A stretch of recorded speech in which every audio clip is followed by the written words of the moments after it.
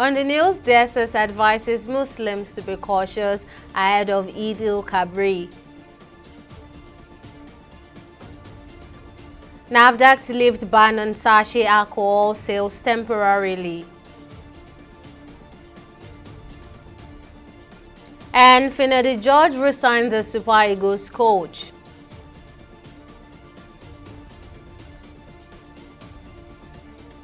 Glad to have you join us on News Now on TV 360 Nigeria. I'm Tamilore Akinkwolye. President Bola Tinubu on Friday received the directors of the United States Federal Bureau of Investigation (FBI), Christopher Ashawuri, assuring him that Nigeria is working hard to eliminate terrorism, cybercrime, and other criminal activities. Tinubu spoke during a meeting with the FBI director at the State House in Abuja, calling for collaboration between Nigeria and other countries in West Africa to rid the region of the crime. Tinubu said his administration has promised dedication as the tool against poverty, which is generally believed to be a driver of criminal activities. Noting that no country can combat financial crime in isolation, President Tinubu called on the United States to support developing countries with the requisite technology and knowledge transfer required to combat complex international crimes. And Nigeria celebrated 25 years of democracy on June 12, with President Bola Tinubu delivering a national broadcast to mark the occasion. In his address, President Tinubu honored key figures in Nigeria's democratic struggle, including MK Abiola and General Shehu Musa Yar'Adua. Now, reflecting on the 25-year journey, political affairs analyst Bibi Farouk commented that the country has not fully achieved the main goals of democracy, attributing this to a lack of comprehensive understanding and proper implementation of democratic principles.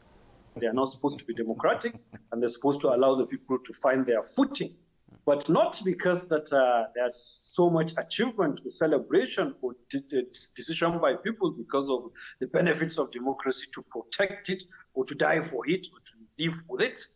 That has not been attained. Democracy has really, over time, and even during the military regime, our system of governance has continuously devalued our lives, turned us into destitutes, and at least gives us inferior and lower status in the global economic system. And we have not changed that during the democratic process. We have not addressed democracy with economics in a manner where we will say, okay, we stand firm to say what achievements, what goals, what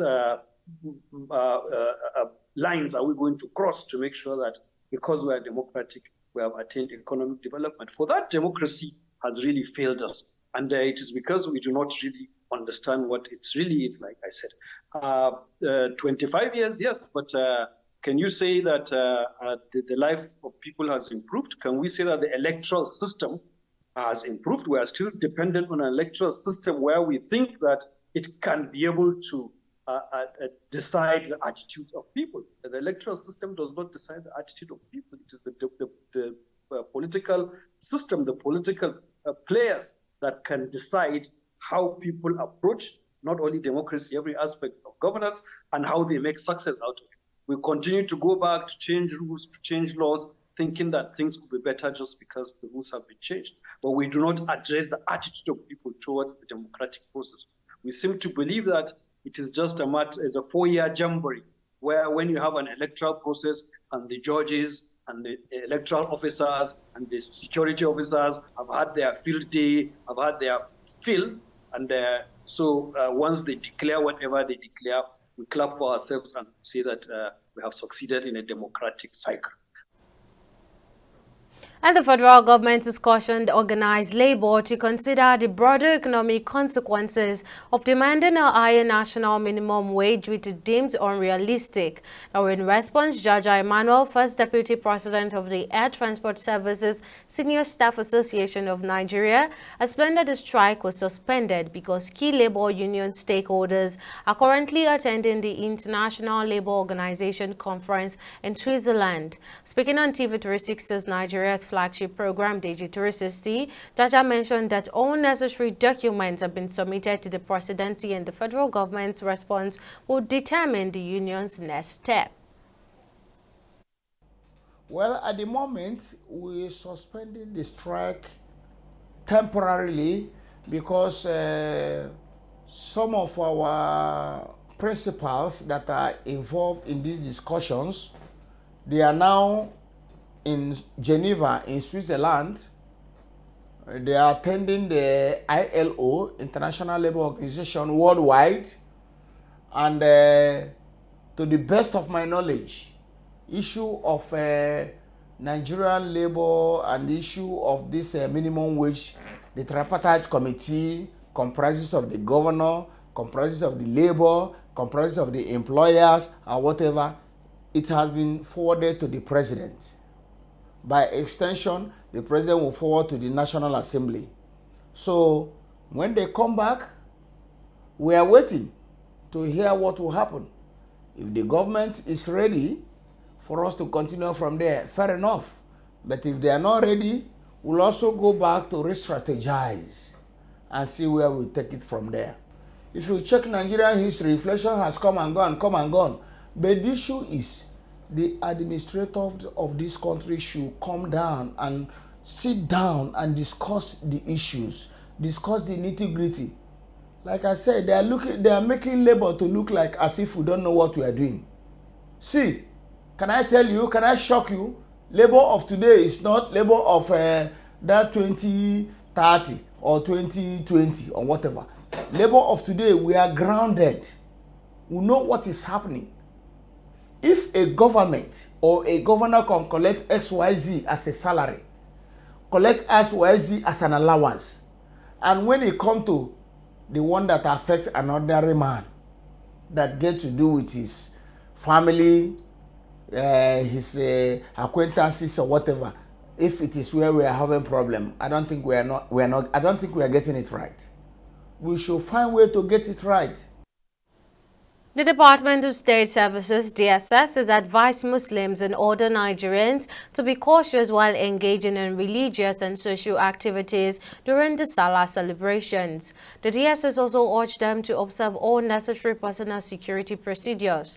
The advice was contained in a statement signed by the Director of Public Relations and Strategic Communications Department, Peter Afunaya, and made available to journalists on Saturday.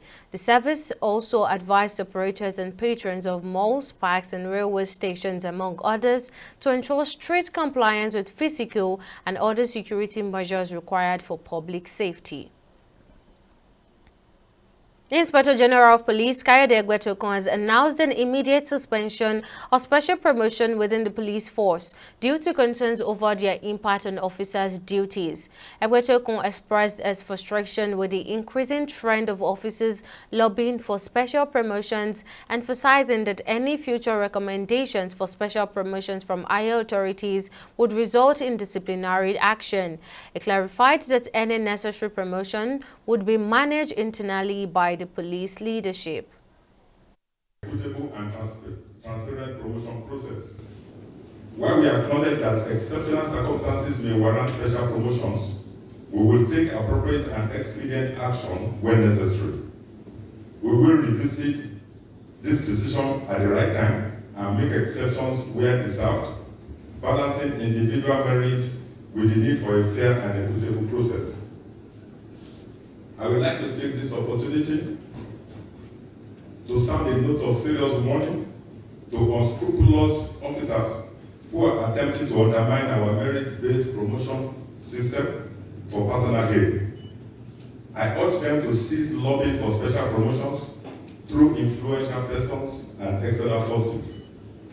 From now on, severe disciplinary action will be taken against any officer found guilty of soliciting undeserved promotions through illicit means, masquerading as special promotions.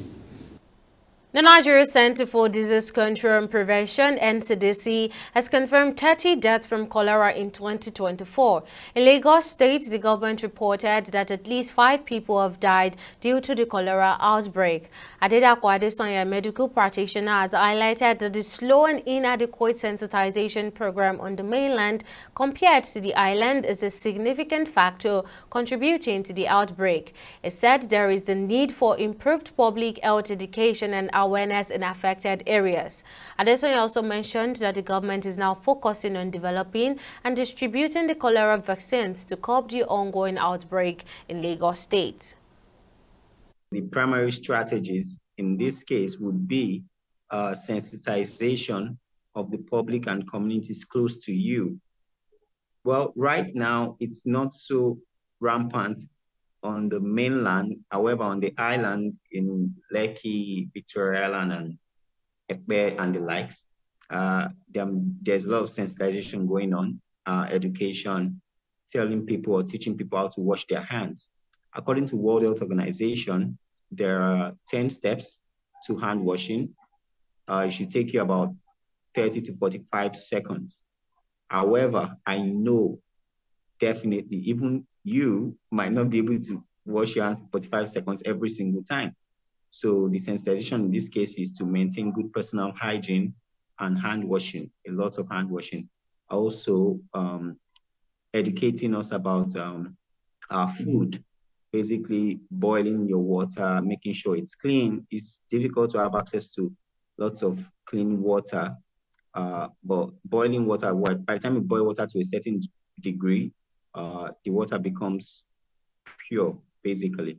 So that has also been put in place. So basically sensitization and education for primary prevention. Secondary prevention, I'm sure the government is going to be looking into the vaccines more now. Initially, it was not, it's not a must, basically, for people to have cholera vaccines, basically. But I'm sure that's going to be part of their secondary prevention going forward as well. Lastly, I'll also input food as well.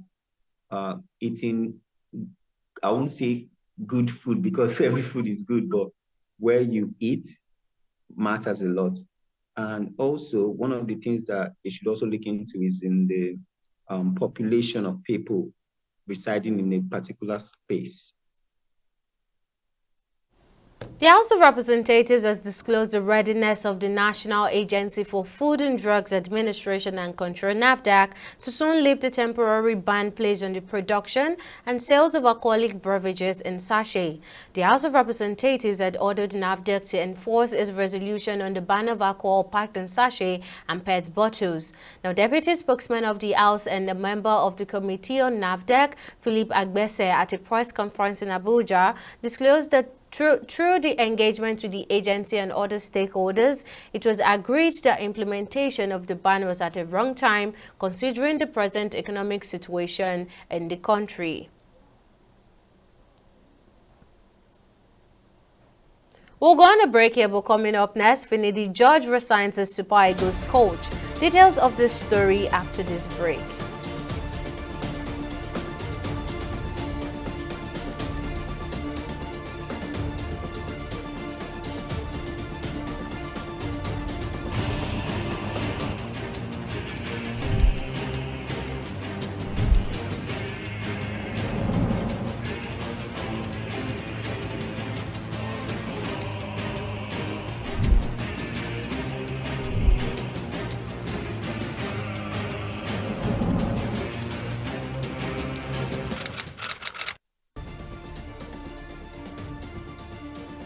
Welcome back. Now a quick recap of our headline stories. The Department of State Services, DSS, has advised Muslims and other Nigerians to exercise caution during Salah celebrations, emphasizing the importance of personal security procedures. In a statement signed by Peter Afunaya, Director of Public Relations and Strategic Communications, and released on Saturday, the DSS also urged operators and patrons of malls, parks, and railway stations to strictly adhere to necessary security measures to ensure public safety.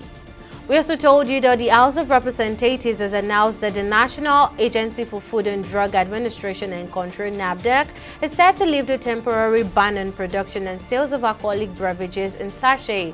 Deputy Spokesman of the House, Philip Agbese, stated at a press conference that after discussions with NAFDAC and other stakeholders, it was concluded that the ban's implementation was ill-timed given the current economic situations. Now, in case you missed any of the news bulletin or for more updates, you can catch us on Lemons World TV and AVO TV.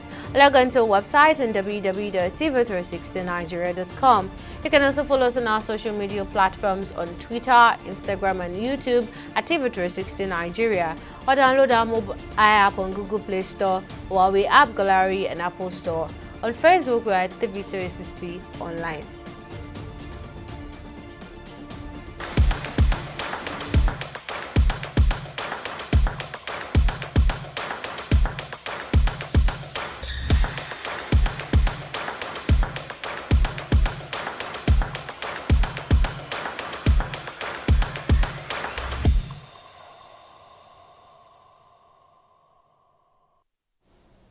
And on business, the nation's drive for stability in the solid mineral sector has gained significant momentum with the deployment of 350 additional operatives to the mining marshals. This announcement was made by the Minister of Interior, Olubunmi Tunji-Ojo, during the personal parade of the Nigeria Security and Civil Defense Corps NSCDC headquarters in Abuja.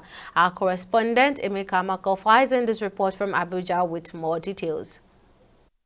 There was a time when Nigeria's solid mineral sector was a premier fiscal mainstay, generating substantial revenue as one of the world's largest producers of tin, coal, and gold.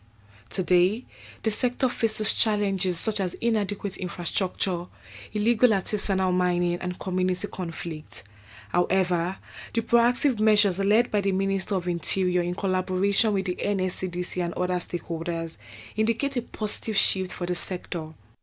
The security in terms of our mines has improved.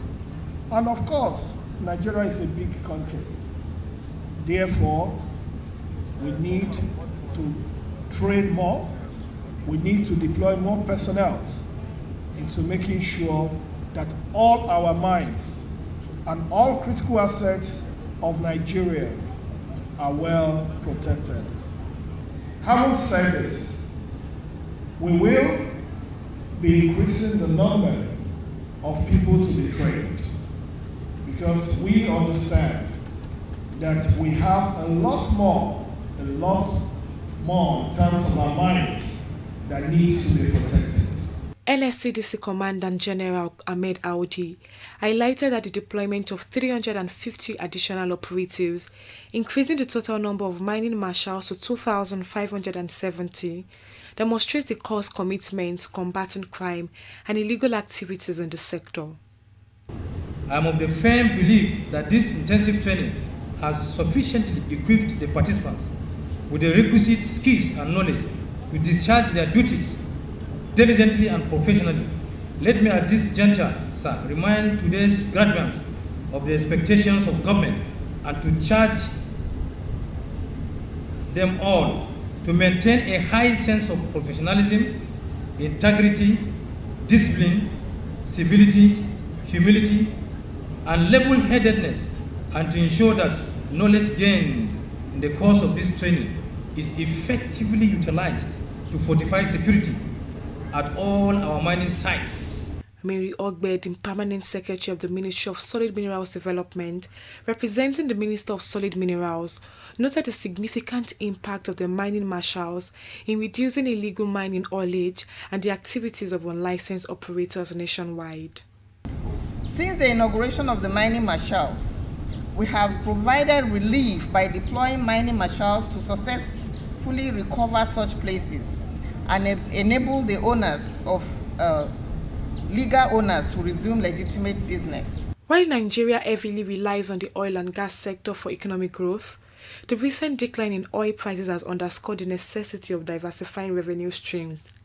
Proper management of solid minerals could transform Nigeria from merely a minerals-rich country to a prominent mining nation. And on the foreign scene, South Africa's President Cyril Ramaphosa was re-elected for the second term on Friday after his humbled ANC coupled together an unprecedented coalition government.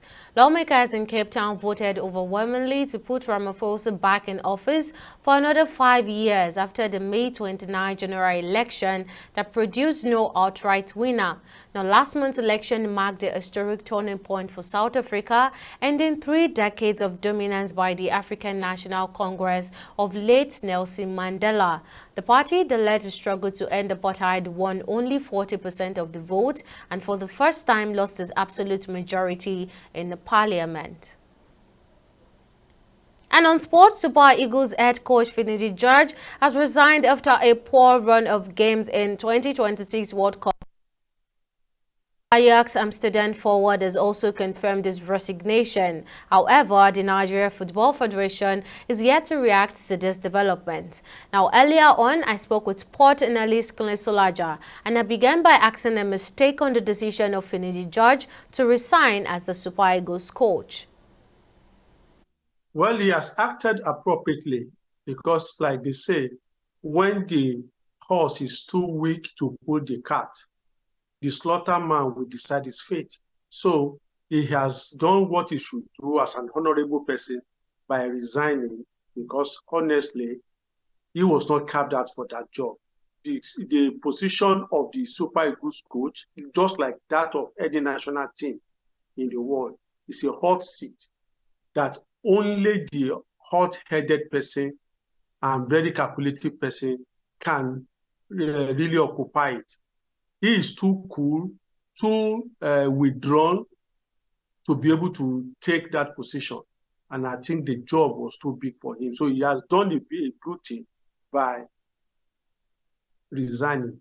All right, now there are claims from Finidi that some players are not committed to playing for their country and that some of the players are protected by top members of NFF. What do you make of these claims? Well, I'm surprised at that because he was a member of the Super Eagles, at least from 1991 up till 2001 or 2002 or thereabout. If there are any cliques in the Super Eagles, he was possibly one of the members of those cliques. And if that clique has become a culture, then he, as a coach now, should know how to handle that situation. The truth is that I don't see Finidi as someone who has the ability to handle the national team. He was a fantastic footballer. He was a good player.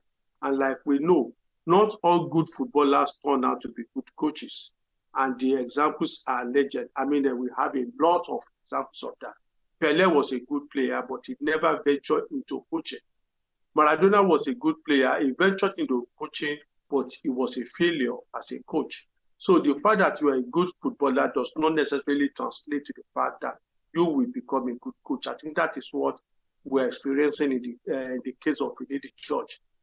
Well, now, how quickly do you think the NFF can get his replacement, who is obviously going to be a foreign coach? It is most likely to be not to be very, very quick because we have this culture. It takes time for us to get a coach. That's where I admire Cameroon. Cameroon will change their coaches like somebody changing his underwears very frequently as they are dispensing of one or as one is leaving.